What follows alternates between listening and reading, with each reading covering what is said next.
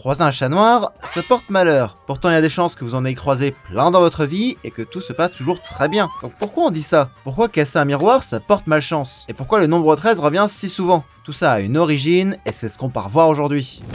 Pourquoi le numéro 13 porte malchance? Bah oui, c'est un peu arbitraire, non? Pourquoi pas 12 ou 14? Dans des pays d'Asie comme la Chine ou le Japon, c'est le numéro 4 qui porte malchance, mais là, c'est parce que la prononciation du 4 ressemble à celle du mot mort, donc ça se comprend. Mais 13? Bon, c'est un peu dur de savoir exactement d'où vient cette superstition, mais l'explication la plus souvent donnée, c'est la scène. Le dernier repas de Jésus avec ses 12 apôtres. Ils étaient 13 à table, et Judas, le fameux traître, était le 13e. C'est pas la seule explication, dans la mythologie nordique, c'est aussi Loki, le dieu du chaos, qui s'invite en 13e à un banquet divin et provoque la mort d'un dieu. Sympa. Et puis pour beaucoup de civilisations, le chiffre 12 est vu comme parfait. 12 mois dans l'année, 12 signes du zodiaque, 12 travaux d'Hercule. Donc vous comprendrez que le 13e, c'est vraiment le chiffre qui vient casser cette belle harmonie. Mais ça explique pas pourquoi le vendredi 13 est pire qu'un autre jour. Bon là aussi, c'est un peu trouble, mais c'est un jour qui a souvent été associé à de mauvais événements. Crucifixion, exécution, torture. Le vendredi avait vraiment une sale réputation. Alors si on combine les deux, je vous laisse imaginer le combo malchance que ça donne.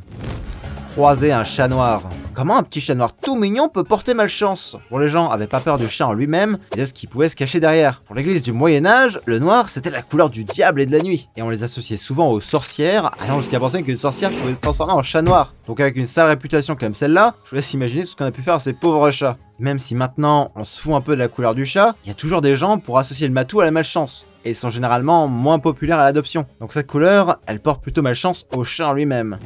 Ouvrir un parapluie en intérieur. Et si la vidéo vous plaît pour l'instant, abonnez-vous. Bon, celui-ci est un peu bizarre, ça n'a pas trop de sens à première vue. Et pourtant, c'est peut-être le plus sensé qu'on ait vu jusqu'à présent. Au XVIIIe siècle, les premiers parapluies modernes débarquent en Angleterre, et c'était pas exactement les mêmes qu'aujourd'hui. C'était énorme, lourd, avec des tiges en métal bien rigides, ce qui fait que quand on l'ouvrait dans une pièce, ça avait vite tendance à faire voler quelques vases ou éborgner quelqu'un.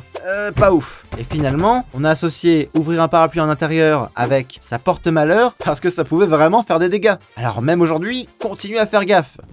7 ans de malheur pour un miroir? Je sais pas vous, mais pour ma part, je casse mes miroirs tout le temps. Alors de petits miroirs, mais des miroirs quand même. Donc je compte plus tous les 7 ans de malheur que je me prends. Et pourquoi ça porte malheur? Eh bien ça vient de la Rome antique. À l'époque, les miroirs étaient rares et chers, ce qui est déjà une bonne raison de rager après en avoir cassé un, mais surtout, on pensait qu'ils reflétaient non seulement le visage, mais surtout l'âme. Alors casser son âme, ça a quoi faire peur. Et les Romains avaient une autre croyance, la vie avançait par cycle de 7 ans. Donc l'âme mettait 7 ans à se régénérer, ce qui explique les 7 ans avant de réparer sa bêtise. Et c'est pour ça qu'on associe toujours un miroir cassé à 7 ans de malheur.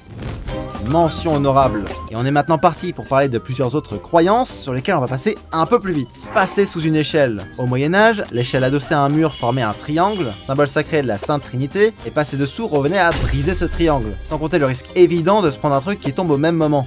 Mettre du pain à l'envers. Encore une croyance du Moyen-Âge, le pain à l'envers était celui du bourreau. Et du coup, personne ne voulait avoir ce symbole de mort à table. Se lever du pied gauche. Ça porte malheur car depuis l'Antiquité, le côté gauche est associé au diable. Il en faut peu, c'est moi qui vous le dis. Renverser du sel. Renverser du sel portait malheur car c'était un produit précieux et donc c'était le gaspiller. Donc il faut jeter une pincée de sel par son épaule gauche pour contrecarrer le mauvais sort. Gaspiller du sel pour annuler les effets néfastes d'avoir gaspillé du sel. Logique, non? Et on va s'arrêter là-dessus. Les objets ou actes qui portent la poisse, il en existe beaucoup, mais ça devrait suffire à couvrir les plus connus. Si vous avez d'autres choses en tête, je vous laisse me les indiquer en commentaire. J'espère avoir pu vous apprendre quelque chose avec cette vidéo. Si elle vous a plu, je vous invite à laisser un pouce en l'air et à vous abonner, ça aide grandement la chaîne. J'ai aussi un Tipeee en description pour ceux qui souhaiteraient aider la chaîne financièrement. En attendant, je vous souhaite de passer une excellente journée. Salut!